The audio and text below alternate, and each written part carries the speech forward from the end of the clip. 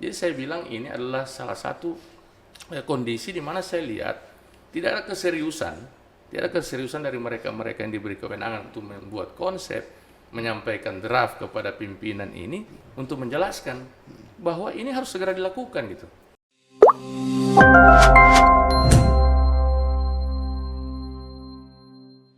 Assalamualaikum warahmatullahi wabarakatuh. Ketemu lagi kita di Cuma Podcast pada malam hari ini bersama narasumber kita yang tentunya dalam beberapa hari diskusi kita di tempat ini, kalau kita mau bilang yang lagi viral.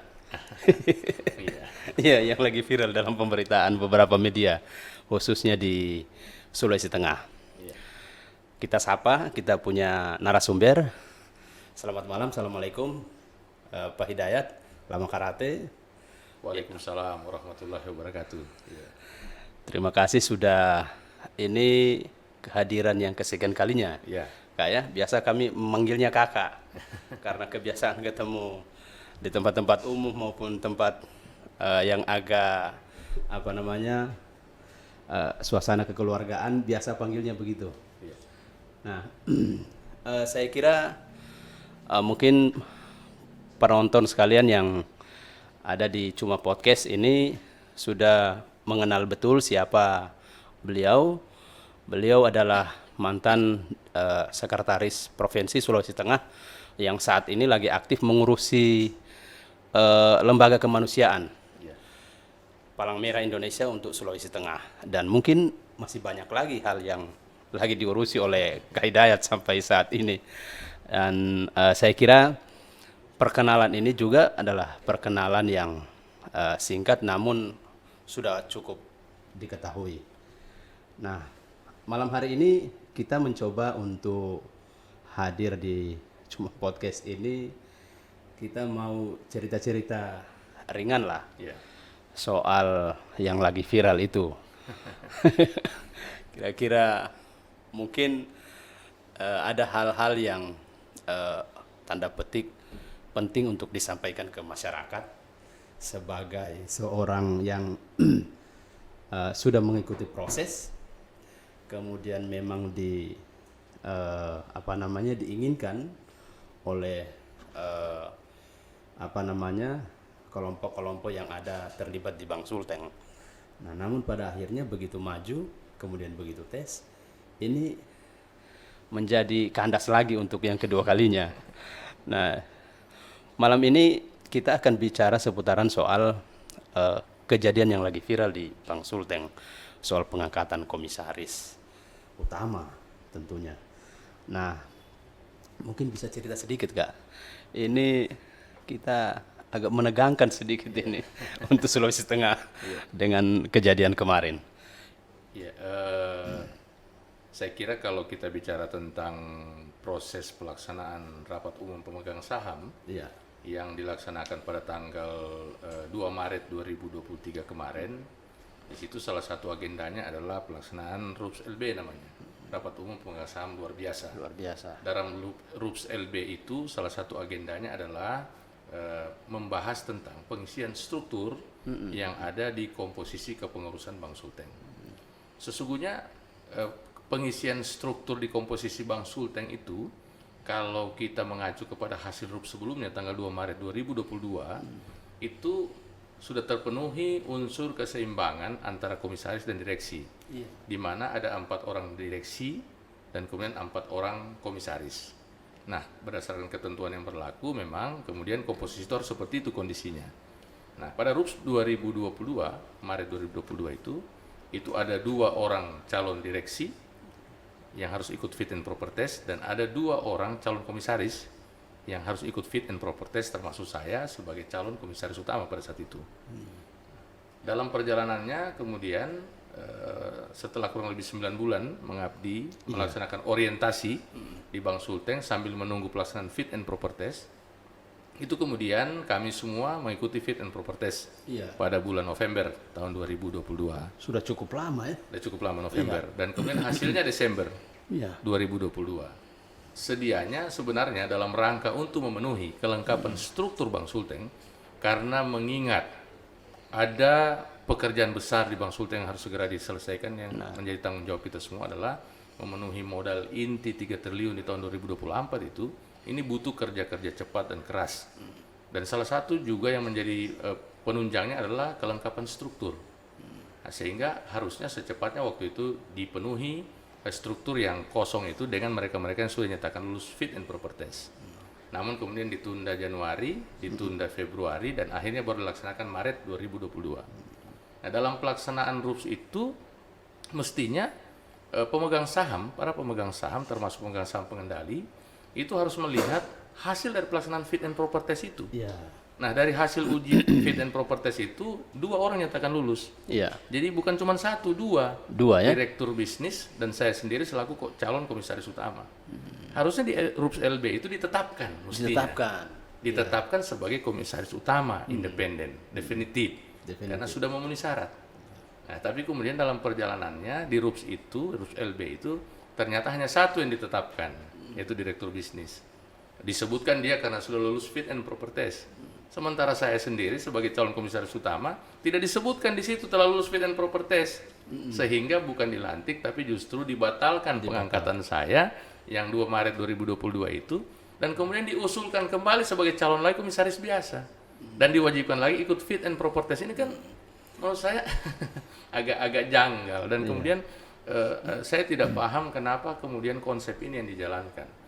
Kalau memang kemudian para pemegang saham ini tidak berkeinginan lagi kita ada di sana, misalnya kan ada satu dan lain hal, silakan, tidak apa-apa, itu hak mereka. Dibuka saja begitu, dibatalkan saja, diberhentikan saja gitu loh. Jangan dibuat seperti itu, karena sudah lulus kemudian dibatalkan lagi. Disuruh diangkat kembali, diusulkan kembali untuk ikut fit lagi. Jadi saya bilang ini adalah salah satu kondisi di mana saya lihat tidak ada keseriusan dari mereka-mereka yang diberi kewenangan untuk membuat konsep, menyampaikan draft kepada pimpinan ini untuk menjelaskan bahwa ini harus segera dilakukan gitu. Jadi terkesan pemerintah atau pemegang saham ini tidak konsisten dengan apa yang diputuskan sebelumnya. Dan kemudian yang kedua, ini sangat merugikan Bank Sulteng. Kenapa? Karena terjadi lagi kekosongan hari ini di Bank Sulteng. Dan ini kejadian kedua kalinya. Yang kedua kalinya berulang itu. Jadi saya tidak tahu apa dasar kemudian ini dilakukan. Dan kemudian kenapa harus dilakukan gitu loh. Kalau memang misalnya ada hal-hal lain, dan saya merasa bahwa selama keberadaan saya di Bank Sulteng, saya memberikan kontribusi pemikiran yang begitu banyak terhadap perbaikan-perbaikan yang ada dalam Bank Sulteng, menyelesaikan persoalan-persoalan yang ada dan sebagainya. Bahkan saya banyak menggagas tentang apa yang harus segera dikerjakan yang menjadi tanggung jawab pengawas. Dalam hal ini komisaris sebagai perwakilan para pemegang saham yang ada di Bank Sulteng. Kemudian yang kedua, saya ingin bilang bahwa harusnya dipahami oleh para pemegang saham, komisaris itu adalah perpanjangan tangan mereka yang ada di Bank Sulteng. Komisaris itu. Jadi kami ini mewakili mereka di komposisi bank, pengurus bank itu. Mewakili mereka. Jadi seharusnya setiap ada masalah yang ada di bank itu harusnya kami yang diundang untuk dimintai penjelasan dan sebagainya. Sehingga kami bisa menyampaikan kepada pemegang saham, oh ini loh permasalahannya. Nah, tapi kemudian dalam perjalanannya ya kondisinya seperti itu, bahwa komunikasi juga terbatas dan sebagainya. Artinya kalau kita di luar yang melihat itu, mungkin memang ini soal suka atau tidak suka, adakah itu? Sebenarnya kalau bicara soal suka atau tidak suka, saya juga bingung. Karena ketika saya dulu sudah pernah menjadi komisaris Bank Sulteng, kemudian oleh Bapak Gubernur waktu itu Pak Rusdi Mastura selaku PSP, pemegang saham pengendali, memberhentikan saya di bulan Agustus tahun 2021 dari jabatan saya sebagai komisaris biasa. Itu kemudian saya tidak ada masalah, karena dianggap bahwa memang saya tidak diperlukan lagi situ. Tapi kemudian pada saat terus Maret 2022 itu saya dipanggil lagi untuk masuk lagi di sana sebagai komisaris utama, calon komisaris utama Bank Sulteng. Dan kemudian atas dasar itu saya merasa bahwa saya punya kewajiban untuk membantu beliau, ingin bekerja, memberikan pemikiran terbaik agar supaya Bank Sulteng ini bisa kita bawa menjadi bank yang nanti akan menjadi kebanggaan kita, kan begitu. Banyak hal yang saya dorong di sana untuk dilakukan. Apalagi ada target di 2024 ya. Iya. Nah, itu jadi saya tidak tahu kalau bicara soal suka atau tidak suka. Kalau memang itu kondisinya menjadi dasarnya, mestinya berhentikan saja kemarin. Betul. Nah, tetapi kemudian karena saya lihat dibatalkan dan diangkat kembali, akhirnya saya menyatakan Saya menyatakan untuk memberikan pemahaman kepada mereka bahwa kehadiran kita di sana bukan hanya dalam rangka untuk mencari pekerjaan. Kehadiran saya di sana itu dalam rangka untuk memberikan dukungan, bantuan kepada Bapak Gubernur selaku PSP dan pemegang saham lainnya untuk menyelesaikan persoalan-persoalan di Bang Sulteng dengan semua pemahaman yang saya punya, dengan semua hubungan saya dengan para pejabat yang ada di daerah-daerah. Ini menjadi jaminan bahwa kita bisa berkomunikasi baik dengan mereka. Tapi ketika dilakukan seperti itu, maka saya merasa bahwa mereka tidak butuh lagi kita. Kalau tidak dibutuhkan, untuk apa lagi ada di sana? Maka saya nyatakan mengundurkan diri dari semua jabatan. Ini jawaban yang tegas ini. Ya. Nah, mungkin juga penting disampaikan soal Ini kan waktu yang cukup panjang ini, 9 bulan bahkan hampir 1 tahun. Ini ada kekosongan, ada hal yang kemudian mestinya cepat diurusi karena ini menyangkut saham daerah yang ada di situ. Ya, betul. Nah, tentunya waktu yang terbuang juga, kemudian budget yang begitu besar yang harusnya bisa masuk dan menjadi masalah. Lantas yang menjadi pertanyaannya, kalau misalnya itu kosong sampai pertengahan tahun lah katakan, itu bagaimana menurut Kak Hidayat itu? Sebagai orang yang punya pengalaman sebelumnya mengatur itu. Yang jelas bahwa tidak ada pejabat yang kemudian ada sih pejabat yang ditunjuk yang diberi kewenangan untuk mewakili menjadi perwakilan misalnya seperti direktur maupun komisaris. Ada pejabat yang ditunjuk. Jadi mereka bekerja secara bersama-sama. Tidak ada satu pejabat, misalnya kalau ada direktur utama, maka dialah yang bertanggung jawab sepenuhnya. Kalau ada komisaris utama, maka dialah yang bertanggung jawab sepenuhnya. Nah, hari ini jabatan-jabatan itu dikosongkan lagi. Jabatan-jabatannya dikosongkan lagi, kemudian orang-orangnya itu diusulkan lagi, dicalonkan kembali, dan kemudian harus mengikuti fit and proper test. Ketentuannya adalah mereka yang sudah pernah diangkat, apalagi mengikuti fit and proper test dan tidak lulus itu mereka harus menunggu 6 bulan lagi. Jadi 6 bulan lagi dari hari ini, hari SRUPS kemarin itu, baru bisa diajukan kembali, diusulkan untuk mengikuti fit and proper test. Artinya yang mengajukan kembali dari direksi, dari jajaran pengurus, untuk diajukan kembali ke OJK untuk bisa mengikuti fit and proper test. Jadi bisa dipastikan bahwa 6 bulan ke depan jabatan itu kosong, gitu. Karena masih diusulkan kembali mereka yang tidak lulus fit and proper test. Nah, saya yang sudah lulus dibatalkan, mau diusulkan kembali, harus ikut bersama-sama dengan mereka 6 bulan ke depan baru bisa beraktivitas lagi. Wah, saya bilang untuk apa ada di situ kalau begitu modelnya. Jadi ada yang tanya apakah karena Bapak kecewa? Tidak, saya tidak pernah kecewa untuk putusan itu. Saya hanya ingin memberikan pemahaman bahwa kebijakan itu adalah kebijakan yang kurang pas menurut saya. Sehingga saya memilih untuk keluar dari situ, untuk memberi kesempatan kepada yang lain yang mungkin berkeinginan untuk ada di sana, dan memberi kesempatan kepada para pemegang saham untuk mencari pihak lain yang dianggap punya kompeten dan mungkin secara batin punya hubungan baik. Sehingga mereka bisa bekerja sama. Nah, itu menarik kalau misalnya kita bicara soal ini, karena memang semua orang yang melihat problem ini di luar memang merasa ada soal kebatinan sedikit yang terjadi. Nah, itu yang penting untuk kemudian dipahami oleh publik tentunya. Nah, yang menarik itu kalau misalnya katakan misalnya hal-hal yang sudah pernah dikerjakan oleh Bang Sulteng selama Kak Hidayat ada di posisi itu. Nah, dan target-target yang masih tersisa itu apa saja? Yang kira-kira yang masih tersisa di beberapa sisa waktu di tahun ini yang seharusnya sudah bisa dikerjakan. Itu apa saja itu, Kak Dan? Sebenarnya kalau pekerjaan operasional Bang Sulteng itu sendiri sebenarnya berjalan dengan baik. Pekerjaan operasional Bang Sulteng dibuktikan dengan laba yang baik dan kemudian kinerja yang baik, itu bagus, sudah berjalan dengan baik. Hanya kan di tahun 2024 Desember itu ada kewajiban semua bank daerah di Indonesia ini harus memenuhi modal inti minimal 3 triliun. Nah, ini pekerjaan besar sebenarnya. Dengan kondisi komposisi pengurus seperti yang ada sekarang ini kan menjadi sulit kita untuk bisa melakukan langkah-langkah lain dalam rangka. Tapi kemudian memang telah disepakati memang untuk melaksanakan KUB, kelompok usaha bank, ya, bersama-sama dengan Mega Corpora, dan saya sependapat dengan itu, tidak ada masalah. Karena memang sudah ada jaminan bahwa Mega Corpora nanti akan menanggung semua yang akan menggendong semua kekurangan dana itu. Itu tidak ada masalah menurut saya. Tapi kan tetap harus ada kerja-kerja kita yang maksimal dalam rangka untuk tetap menambah modal agar supaya kekurangan modal yang mencapai 3 triliun itu bisa tidak terlalu membebani Bang Sultan. Jadi maksudnya berapapun yang kemudian pemerintah bisa siapkan nanti pihak penjamin itu yang bisa membantu untuk bisa untuk kekurangannya, kecukupannya. Iya. Nah, ini kita mendapat kabar juga bahwa mungkin ini ada kaitannya dengan soal di 2024 katakan. Kan? Artinya banyak orang yang masih rindu juga dengan Kak Hidayat soal keinginannya untuk bisa berkompetisi dengan bapak-bapak yang lain. Nah, kalau kaitannya sampai ke situ, sesungguhnya kan ini adalah hal soal yang terlalu dini untuk dibicarakan. Betul. Bagaimana tanggapannya Kak Hidayat kalau misalnya ada hal yang seperti itu orang memandang? Ada hal yang mereka lupakan, bahwa saya ini adalah orang yang paling patuh dan loyal terhadap siapapun yang memerintahkan saya. Ketika Pak Rusdi Mastura selaku gubernur, selaku PSP, pemegang saham pengendali di Bank Sulteng, kemudian mengajak saya masuk ke Bank Sulteng, maka hari itu saya fokus bekerja untuk membantu Bank Sulteng. Saya tidak berpikir tentang politik ke depan. Kenapa? Ada tanggung jawab yang Allah berikan kepada kita lewat Pak Cudi untuk saya.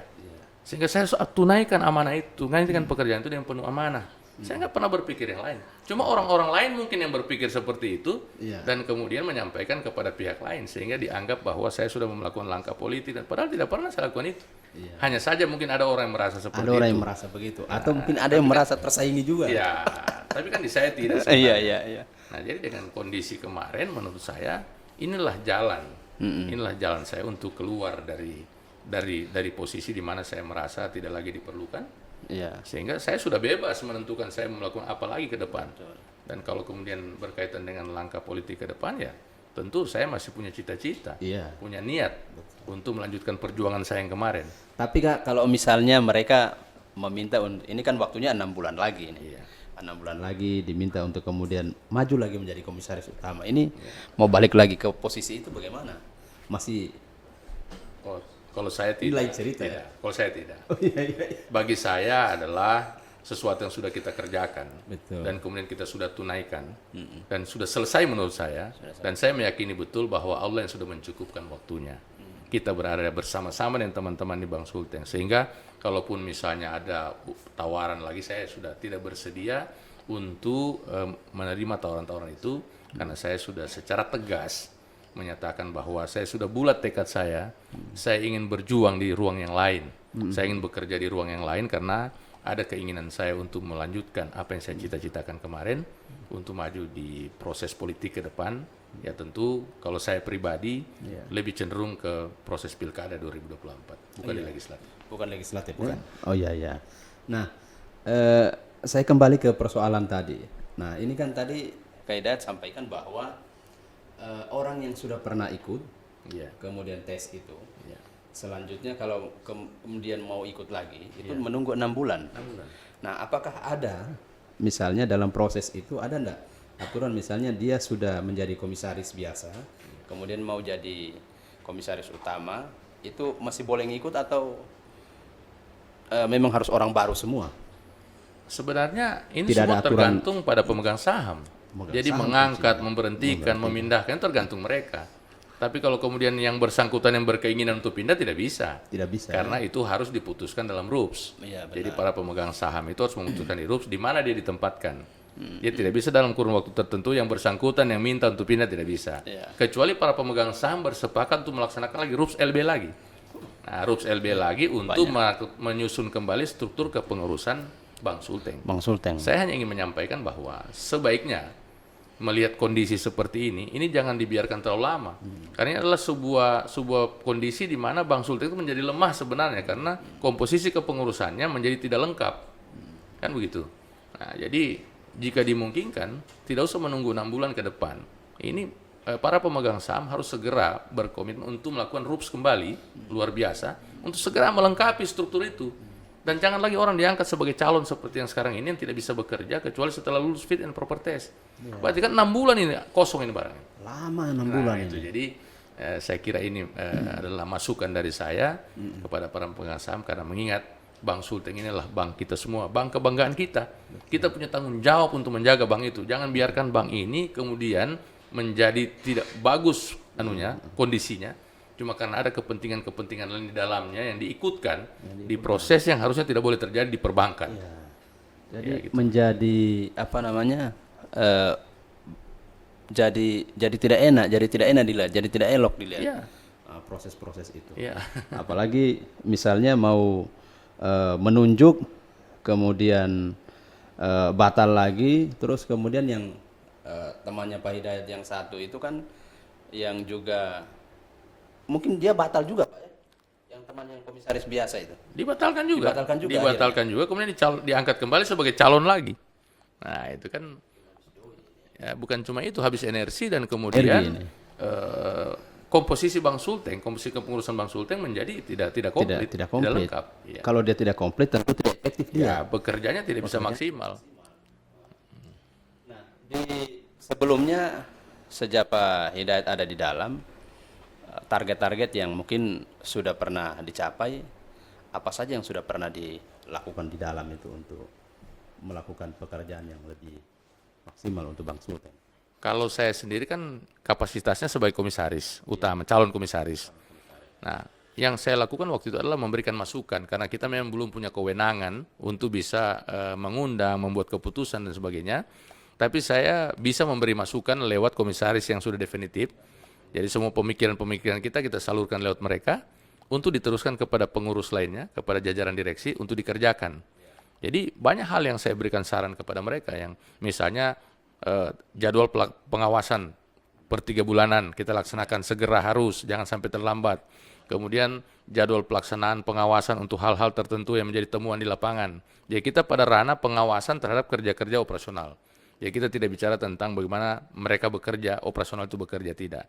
Tapi tataran kita adalah mengawasi apa yang mereka kerjakan. Datanya kita ambil, kemudian kita dapatkan dari mana-mana, kemudian kita lakukan mengundang mereka untuk rapat, untuk membicarakan bahwa ini ada temuan dan sebagainya untuk dibahas. Termasuk temuan-temuan dari OJK yang memang harus segera ditindaklanjuti. Saya kira itu yang kami lakukan selama ini. Apalagi sempat juga beredar informasi, bahkan beberapa media itu juga merilis soal kemarin yang akhirnya baru terbit begitu, yang beberapa orang yang bermasalah itu. Dan ada 3 orang lah kalau tidak salah itu bermasalah. Nah ini tiba-tiba begitu itu baru keluar, ini kejadian lagi masalah yang seperti ini. Yang pasti poinnya sudah kita dapat bahwa kalaupun itu kemudian Pak Hidayat dipanggil lagi, sudahlah, sudah tidak, kita fokus untuk urusan yang lainnya. Dan mungkin ya salah satunya pilkada. Itu urusan lainnya di bidang politik. Di bidang politik. Iya, karena nanti pembahasannya berikut lagi. Tinggal disampaikan saja. Iya.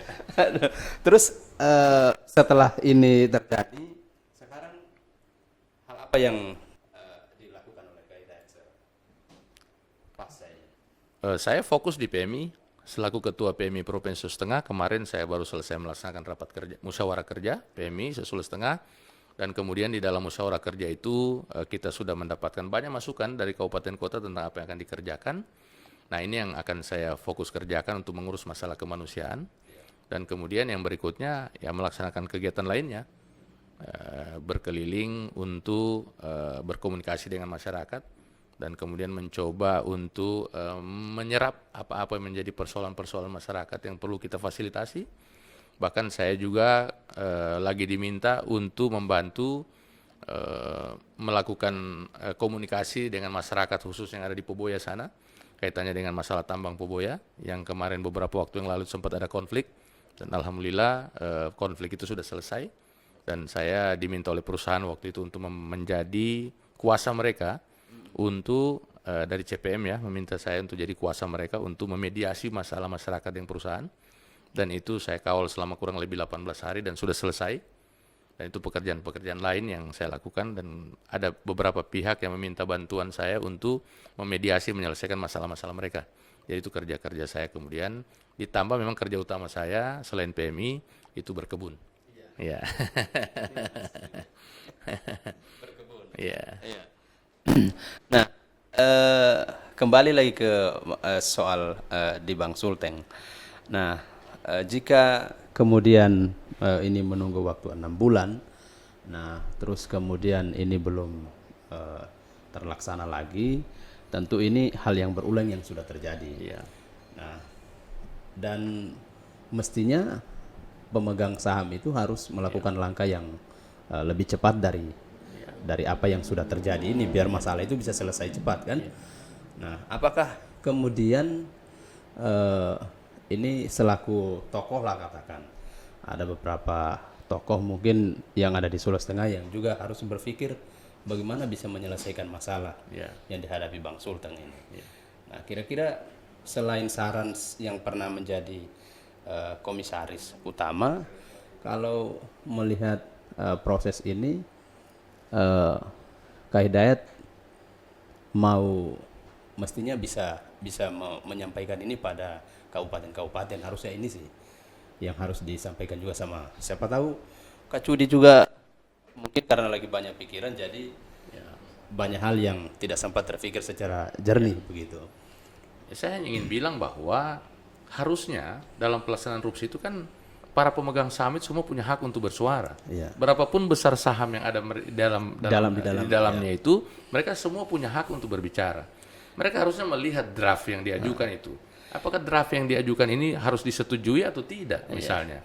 Kan bisa saja kemudian mereka membaca atau mendengarkan, ketika dibacakan ada pasal-pasal yang karena di situ dimintai persetujuan mereka. Cuman biasa saya melihat beberapa kejadian jarang bicara ya, beberapa pemegang saham mestinya cerita dong. Apa masalah kalian sudah menanam saham di situ, kemudian tidak memberikan argumentasi, ini kan repot juga. Harusnya para pemegang saham itu bicara biar masalah ini bisa cepat selesai. Itu saya katakan tadi, saya bilang ketika draft itu dibacakan kan nanti dimintakan apakah ada disetujui atau tidak. Harusnya kalau ada hal-hal yang dianggap kurang pas, para pemegang saham ini punya hak untuk bicara, untuk menyatakan setuju atau tidak setuju. Sehingga nanti kalau terjadi berbeda pendapat, maka di situ akan diambil keputusan secara voting misalnya. Sehingga nanti akan dilihat apakah keputusan ini dapat dijalankan atau tidak. Nah, jangan sampai nanti semua draft yang diajukan itu tiba-tiba setuju. Padahal setelah itu mereka tidak tahu persetujuan itu ternyata membawa dampak kondisinya menjadi seperti ini. Dan kalau sudah diputuskan, maka itu keputusan tertinggi. Ketika dia keputusan tertinggi, ya wajib dijalankan. Nah itu, jadi saya kira ini yang juga harus menjadi catatan penting bagi para pemegang saham, bahwa harus dikaji, ditelaah betul isi daripada draft RUPS yang diajukan itu, yang dibacakan itu, untuk didiskusikan. Namanya RUPS, Rapat Umum Pemegang Saham, kan begitu. RUPS ini aduh, tiba-tiba RUPS lagi, RUPS lagi. Kira-kira 6 bulan RUPS lagi aduh. Ini kan kaget-kaget orang baca juga kan. Nah, selanjutnya mungkin soal, nah ini kan memang tahun pemilu Kak. Tahun pemilu, dan ini juga memang pembahasannya lagi menunggu apakah kita akan melakukan pemilu secara terbuka atau tertutup. Nah, tapi kita tidak pada poin itu. Yang menarik tadi saya itu bahwa niatannya Kak Hidayat yang tetap akan mau berproses di situ.